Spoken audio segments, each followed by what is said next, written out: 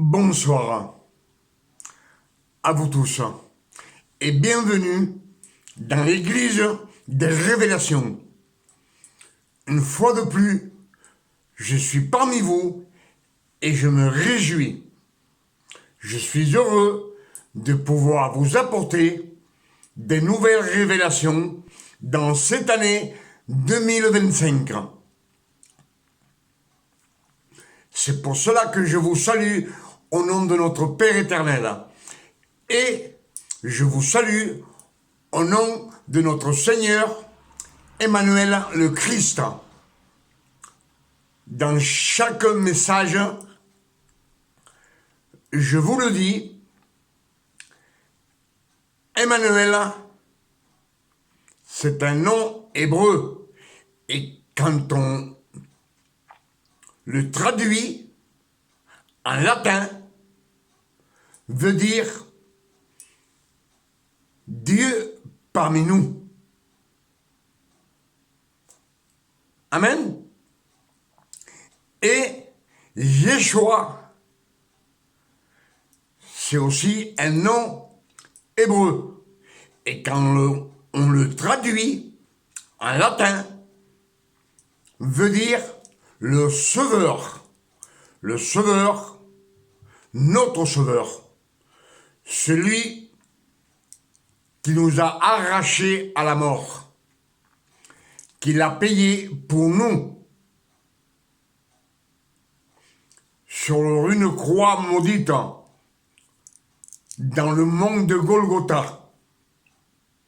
Je pense que tout cela, vous le savez. Ce soir, je n'ai pas de message.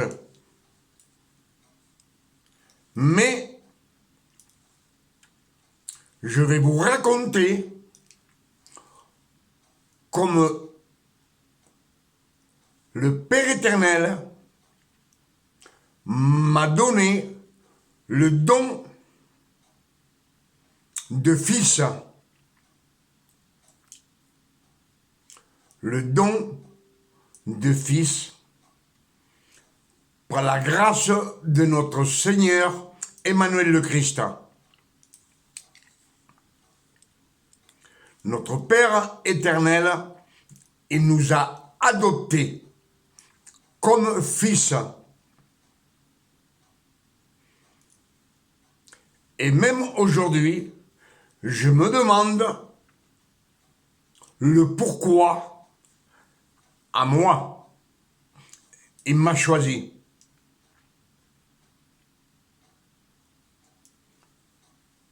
Parce que depuis ma jeunesse, je n'étais jamais d'accord avec ce que les serviteurs prêchaient.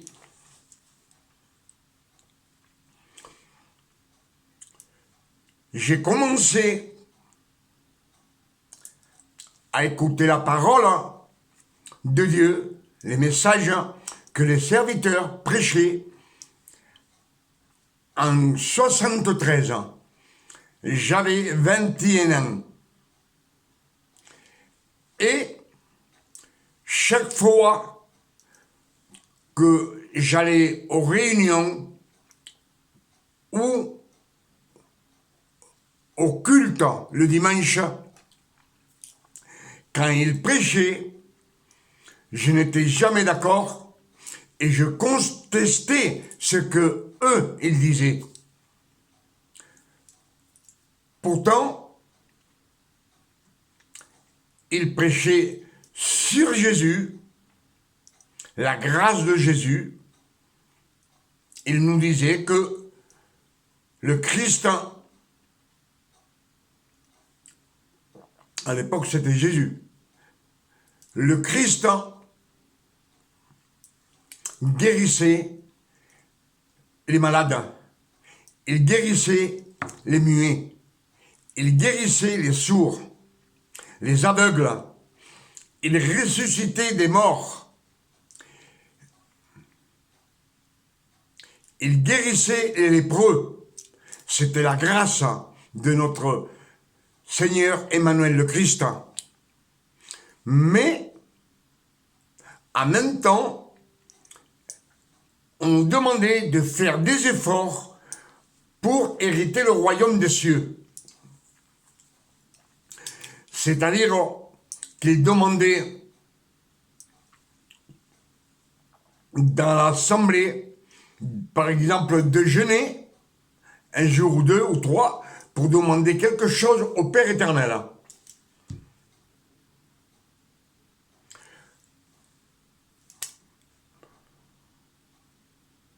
Chaque fois qu'on péchait, il nous demandait de nous mettre à genoux et de demander pardon à genoux en priant le Seigneur. Et tout cela, ces deux versions de faire ensemble, moi je n'étais jamais d'accord.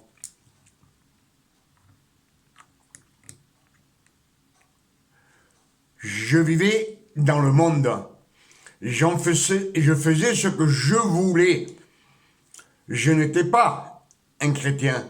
J'étais un incrédule. Je le dis à ma honte. C'est pas de l'orgueil. Parce que ce que je faisais à l'époque, aujourd'hui, je vois que ça me rabaissait.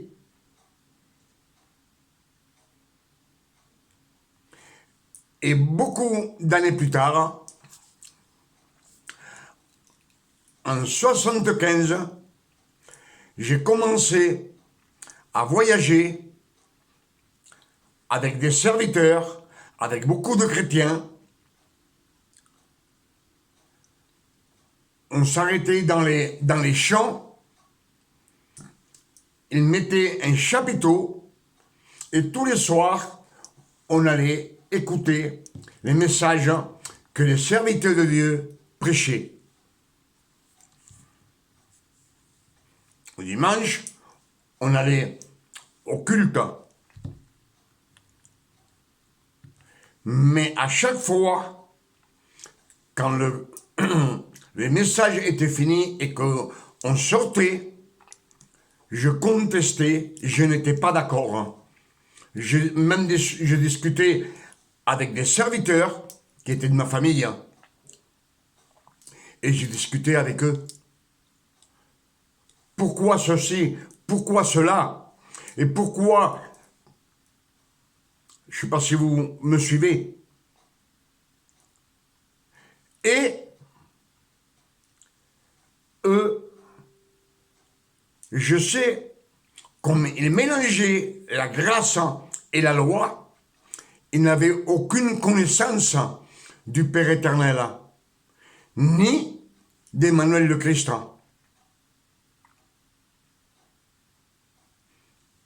Quand on mélange quelque chose, on est dans la loi. Et les Écritures nous disent que dans la loi, le Père éternel n'a jamais donné rien, aucune bénédiction gratuite. Pour cela, en 1500 ans, de Moïse jusqu'à la résurrection du Christ, jusqu'aux révélations de Paul,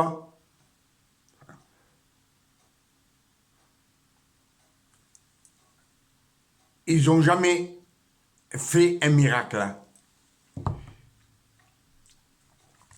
Et quand le Christ est venu sur la terre, lui, il a commencé, c'est un serviteur de Dieu, il a commencé à faire des miracles pour qu'on sache que dans la lumière, dans la gloire de Dieu, le Christ nous guérit, nous sauve, nous donne à manger gratuitement.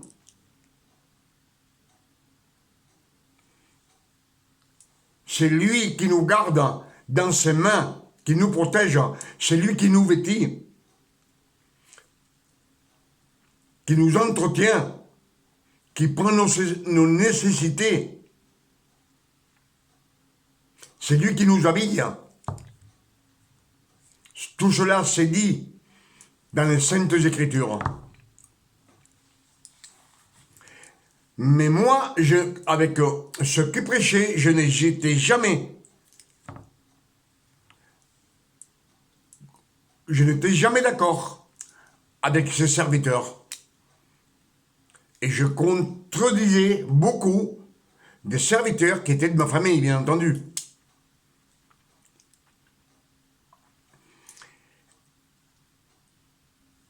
Et moi, personnellement, je vais vous dire que je vivais dans le monde,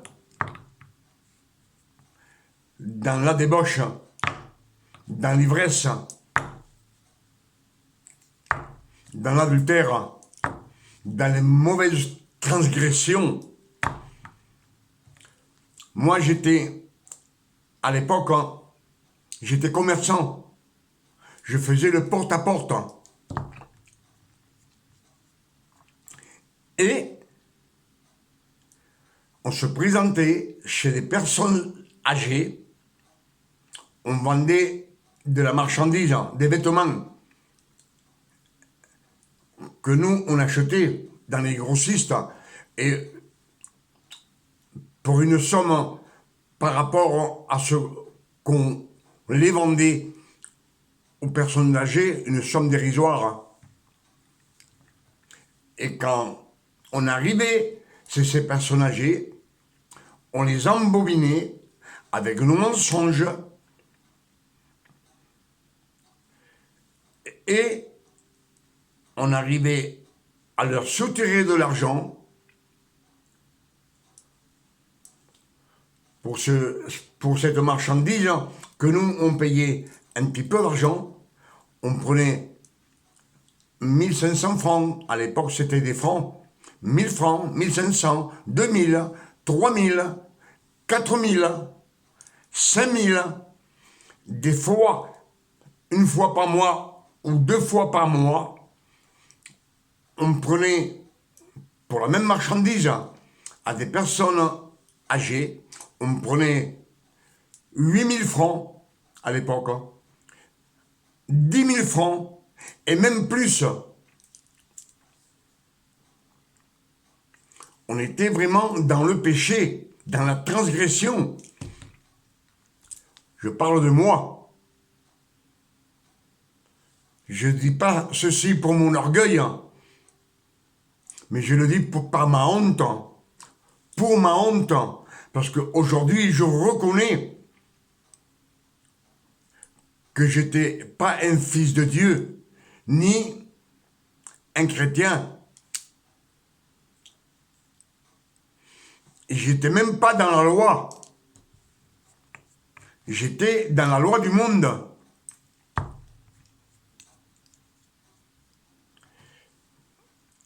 Et ma bouche ne bénissait jamais le Seigneur. Et le nom de Jésus, comme si je ne le connaissais pas. Pour cela, je vous dis qu'à cette époque, mon intelligence, comme il nous dit 2 Corinthiens, verset 4, 2 Corinthiens 4, verset 3, que le Dieu de ce siècle a aveuglé l'intelligence pour tous les incrédules. Et moi, en ce moment, dans ces temps que je vous parle, j'avais l'intelligence aveuglée. J'avais un bandeau dans les yeux. J'avais des bouchons dans les oreilles. Et ma bouche était muette. Je ne bénissais jamais le Seigneur. Et quand je le bénissais, quand je bénissais le Seigneur, c'était quand je gagnais beaucoup d'argent, je disais merci Seigneur. Et moi, je vous parle franchement, je croyais que le Père éternel me portait dans ses mains, dans ses bras. pour vous dire que quand je allais travailler de porte en porte, si j'avais besoin de 10 euros, exemple, pour manger, pour ma nécessité, je gagnais 100 euros. Je le dis parce que des centaines de serviteurs me connaissent. Ils ont connu ma jeunesse. Des centaines de chrétiens et toute ma famille. J'ai beaucoup de cousins qui ce sont des serviteurs de l'Éternel, serviteurs de Dieu, mais pas des fils de Dieu, parce qu'ils prêchent la grâce et la loi mélangées.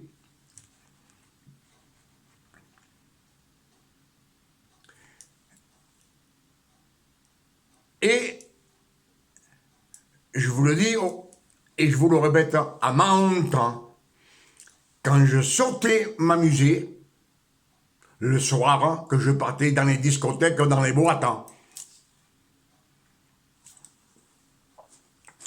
quand je rentrais dans une boîte, je me dirigeais vers le comptoir et je demandais le gérant de la boîte. Je discutais un petit moment avec lui et il devenait comme mon ami. Je me faisais appeler Julio. Julio. Comme Julio Iglesias. C'est vrai que j'avais un physique qui ressemblait un petit peu à Julio. Parce que les gens, quand ils me le voyaient, ils me faisaient comme ça avec les mains. Comme les gestes de Julio. De Julio. Ces gestes, je pense que vous les connaissez. Quand il chante, je n'ai pas changé. Et le gérant de la boîte, beaucoup de fois, il mettait les lumières sur moi, il me donnait le micro, et je chantais, soit en français par Julio, ou soit du flamenco. Alors, réfléchissez et regardez-moi la popularité que j'avais dans cette boîte. Surtout pour les jeunes filles. Je n'avais que 30 ans. Je dis cela à ma honte. Je vous le dis franchement devant le Père éternel, c'est pas pour ma gloire. Parce que aujourd'hui, je reconnais. Moi, j'ai toujours cru que le Père éternel me portait dans ses bras. C'est lui qui me gardait, c'est lui qui me bénissait, qui me donnait tout en abondance. Mais aujourd'hui, je reconnais que le malin, beaucoup de fois, pour beaucoup d'hommes, ou pour beaucoup de femmes, il se vêtit comme il est, Lucifer, un ange de lumière. Je servais le malin. Aujourd'hui, je le reconnais. J'étais dans les mains du malin. Je travaillais pour lui. Pour cela, tout me réussissait dans la vie. Et moi, je croyais que c'était le Père éternel.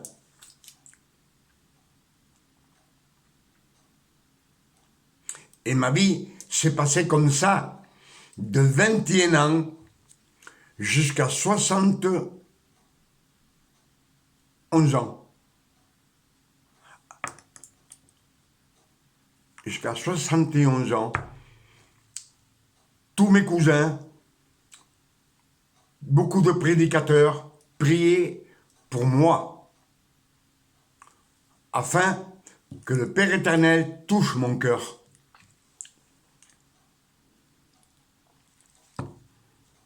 Mais comme il priait à genoux, il jeûnait, il demandait pardon au Père éternel, ils étaient dans la loi. Et dans la loi, le Père éternel ne donne jamais rien pour rien. Il a fallu 51 ans pour que le Père éternel touche mon cœur. Donc, que eux qui ont prié pour moi, je pense que ça n'a servi à rien. Mais, en 2021, on a eu un problème dans ma famille. La femme de mon fils est partie, s'est séparée de lui. Elle est partie chez ses parents et elle a porté plainte en disant que mon fils l'a frappé, qu'il la battait, qu'il battait les enfants. Et les autorités sont venues et ils m'ont enlevé mes petits-enfants. Les 3 petits-enfants que j'avais, ils sont partis. Et là, ont commencé les tribunaux. Vous voyez ce que ça fait quand on est des tribunaux tous les 6 mois, tous les 3 mois, tous les 2 mois, à cause de ce problème que j'ai eu avec cette belle-fille. Et le jour même où ils sont venus chercher, je suis parti dans un vieux chemin, ici même, en pleurant. Et j'ai dit, Seigneur, pourquoi? Et dans ma pensée, comme une voix m'a dit, sois patient.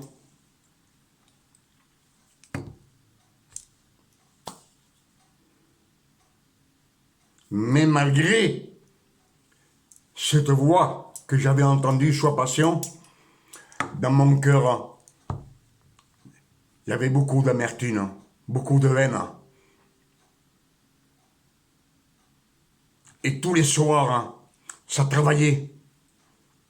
Mes pensées travaillaient. J'avais un moment que je voulais laisser ce look, mettre une cagoule avec une capuche noire et aller faire des crimes. Mais le Père éternel, comme il m'avait dit, tiens patience, il n'a pas voulu, c'est lui qui m'a retenu. Si je ne l'ai pas fait, c'est à cause de mes petits-enfants, parce que je savais que si j'arrivais au crime, mes petits-enfants, je ne les aurais jamais vus. Vous savez, à 71 ans, si on vous met en prison pendant 20 ans ou 25 ans, et moi je crois que j'aurais été emprisonné à vie. Parce que dans mes pensées, c'était pas un crime. Dans mes pensées, je voulais exterminer cette famille. Tuer même ces petits-enfants, du plus grand au plus petit. Le Père éternel m'a gardé. Père éternel est omniscient. Et il savait que je devais arriver à maintenant à être fils de Dieu.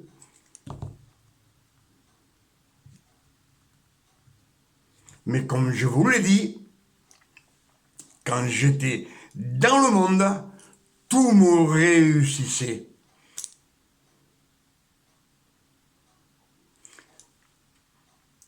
J'étais dans le monde comme un paralytique qui ne peut pas venir au Père éternel, ni à Emmanuel le Christ. Satan me tenait attaché à la loi du monde, aux transgressions, aux adultères, à l'ivrognerie, aux transgressions. Je travaillais pour lui. C'est pour ça que je vous dis que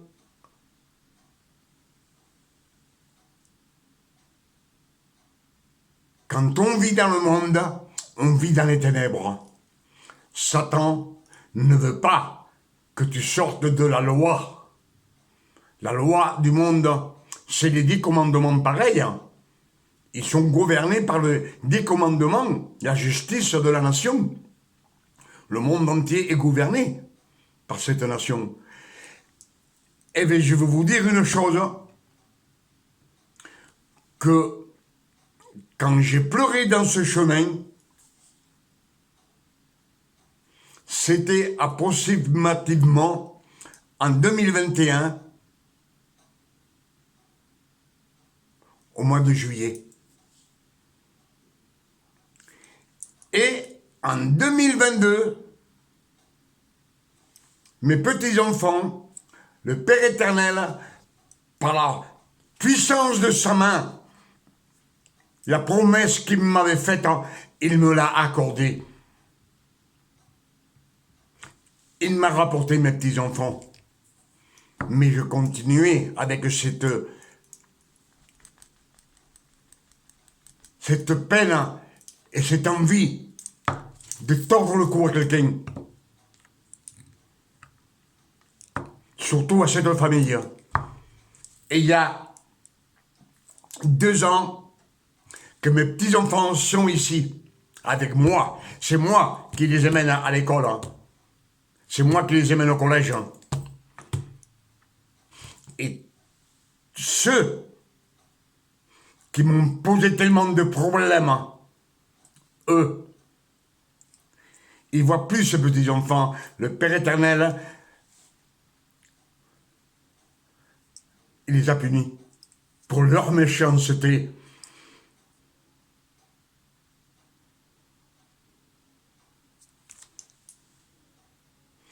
Et comme je vous l'ai dit, malgré tout cela, cette rancœur était toujours dans mon cœur. Même mes petits-enfants étaient là, mais c'était pareil en moi. Et un jour, j'ai compris, sans savoir pourquoi, je lisais un petit peu les Écritures, qu'avec cette rancœur, je ne pouvais pas venir au Père éternel. Et je ne sais pas pourquoi, parce que je ne le comprends pas, tel que j'étais, le Père éternel m'a donné le nom, le don de fils.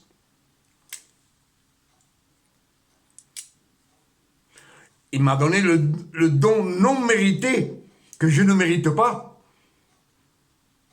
Le don de grâce, une faveur. Et aujourd'hui, je suis fils de Dieu par adoption. Il m'a adopté comme fils. Et aujourd'hui, je vous le dis franchement, que je ne le comprends pas, le pourquoi. Mais le Père éternel est omniscient et il sait tout. Il sait tout l'avenir. Et aujourd'hui, je vais vous dire que l'aveuglement de l'intelligence, le Père éternel me l'a enlevé. Le bandeau que j'avais dans les yeux, il me l'a enlevé.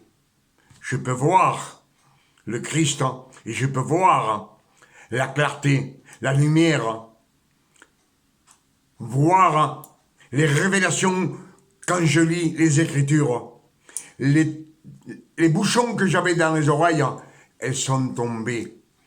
Et ma bouche qui était muette, le Père éternel m'a délié la langue. Et aujourd'hui, je bénis le Seigneur, nuit et jour, comme dans les Écritures. Bénissez, méditez les Écritures jour et nuit. Et je médite les Écritures jour et nuit. Même quand je pars en ville, où je me promène un petit peu dans les rues, si j'ai l'occasion, des hommes ou des femmes, que je peux leur parler, je leur parle de Jésus. Et je leur parle des versets de la Bible. Et comme je fais des messages sur YouTube, on le voit dans le monde entier, je donne mon site à ces hommes et à ces femmes. Et ils me promettent de le voir, de les écouter, sur YouTube, de regarder et écouter mes messages.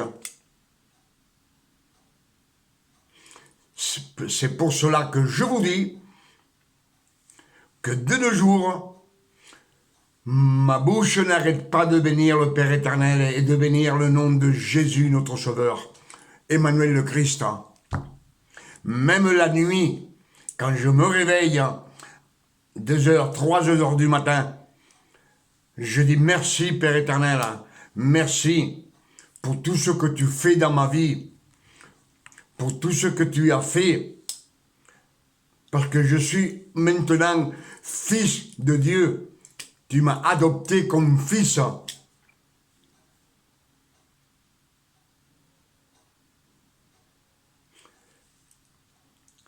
Là, je vous ai raconté comment le Père éternel a pu me donner ce don que je ne méritais pas. Mais dans les Écritures, il nous dit que où le péché abonde, la grâce surabonde. Et cette grâce est venue sur moi. Le Père éternel m'a choisi. Il m'a donné le don de grâce que je ne méritais pas. Cette faveur de marcher dans la lumière du Père éternel et d'invoquer Jésus, le Christ, à chaque instant. Ma bouche n'arrête pas ni jour ni la nuit.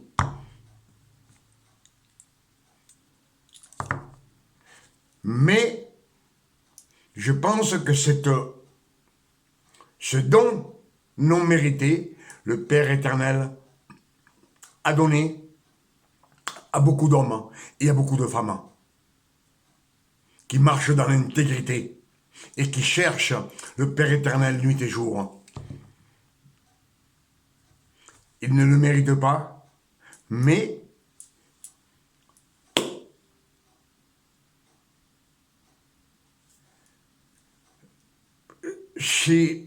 dans les Écritures nous disent que le Christ fut crucifié dans une croix au mont de Golgotha.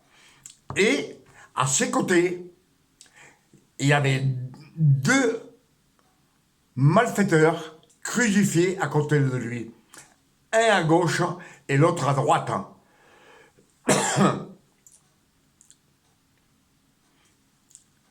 Et celui de gauche disait au Christ, si tu es le Fils de Dieu, pourquoi tu ne nous fais pas descendre de la croix et tu nous sauves et tu te sauves toi-même?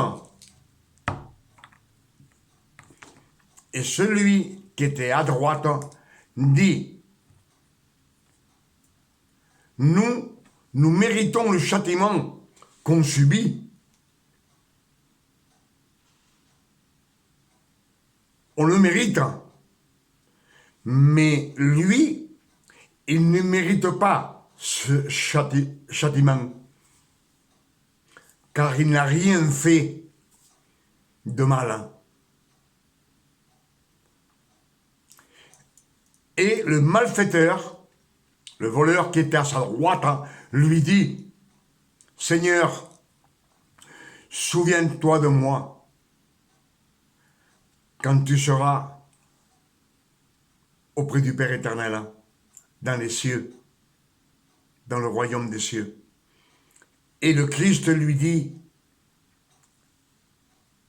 avec miséricorde, avec bonté, avec amour, il lui dit, je te le dis en vérité, ce soir même, tu seras avec moi auprès du Père. Que son nom soit béni et glorifié. Cet homme, il ne s'est pas repenti.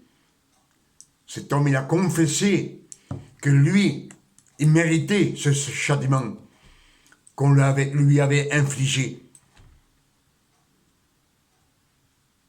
Et le soir même, cet homme partit à la résurrection du Christ. Il partit avec lui auprès du Père éternel. Son nom soit béni et glorifié. Je crois que ce que je vous ai dit, ça a été ma vie. Lui aussi, il a reçu, cet homme, ce voleur, il a reçu le don non mérité, un don de grâce par miséricorde, par bonté, par amour du Christ.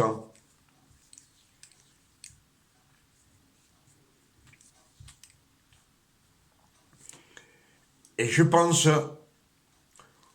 que moi, je sais que j'ai reçu ce don, le don de fils,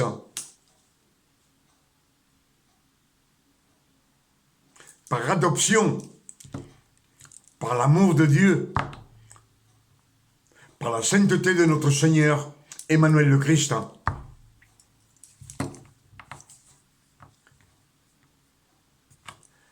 Avec ces quelques paroles,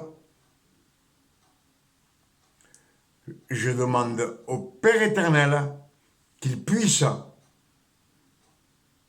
nous illuminer et faire tomber les tampons des oreilles, le bandeau qu'on a, aveuglement de l'intelligence, le bandeau des yeux, et qu'il délie notre langue pour marcher dans la grâce, dans la lumière. Si le Christ nous dit,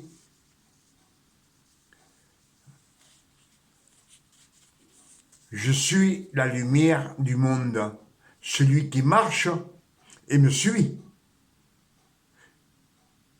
ne marchera jamais dans les ténèbres, mais dans la lumière, dans la clarté, dans les révélations que le Père éternel donna à Paul et après à beaucoup de ses fils, parce qu'il marchait dans l'intégrité.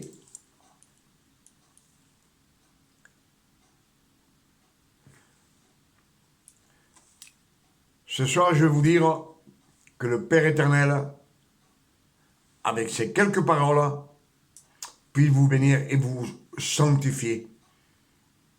Si vous avez été attentif à tout ce que j'ai prêché ce soir.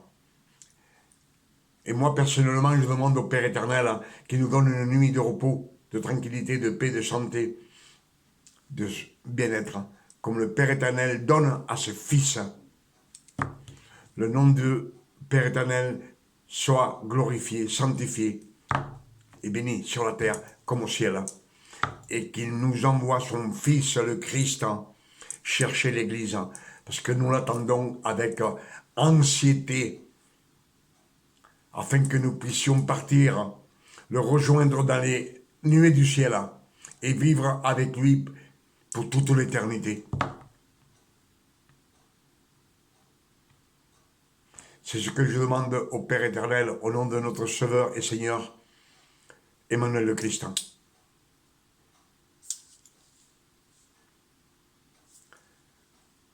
À demain, si Dieu nous le permet. Que Dieu vous garde et vous bénisse. Et qui vous guide dans la lumière. Amen.